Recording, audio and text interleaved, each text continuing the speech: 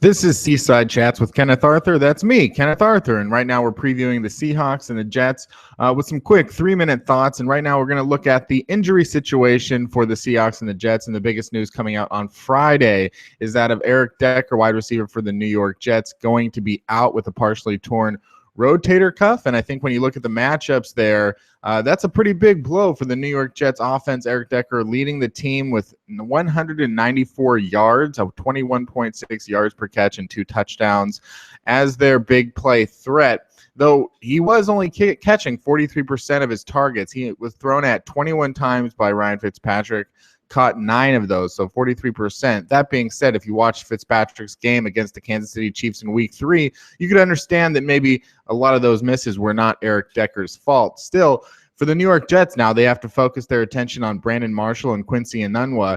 And when you're doing that, you're not really giving yourself many options against the Seahawks pass defense that's perhaps the best in the NFL. The Seahawks have yet to allow a passing touchdown through 3 games, and yeah, they haven't faced the best quarterbacks.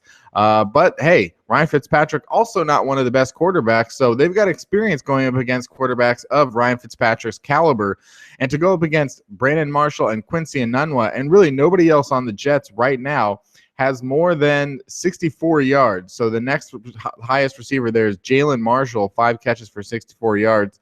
They don't have a tight end threat, which is a big no-no against the Seattle Seahawks, though maybe the Seahawks will find a tight end threat for the Jets, though that hasn't been as big of an issue this year since, as I said, the Seattle Seahawks have not allowed a passing touchdown.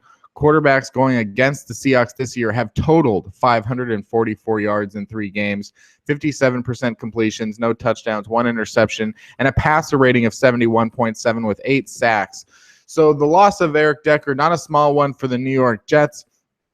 Also starting left tackle Ryan Clady is going to be questionable, though they do believe that he will play. It looks like, Matt Forte will play. And so for the most part, the Jets should be coming out in the regular force, but Eric Decker certainly was one of the most important players on that offense.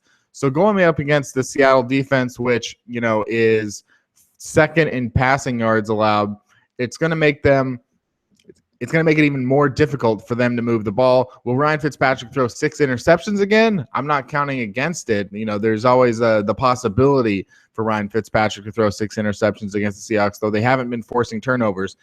I think they will force him into a lot of passes if they manage to get a lead early, of course, because, right now just feeding the ball to Matt Forte, averaging 3.9 yards per carry, will be difficult. I could see him getting a higher percentage of targets. He's been averaging about 5 targets per game thus far with the Jets.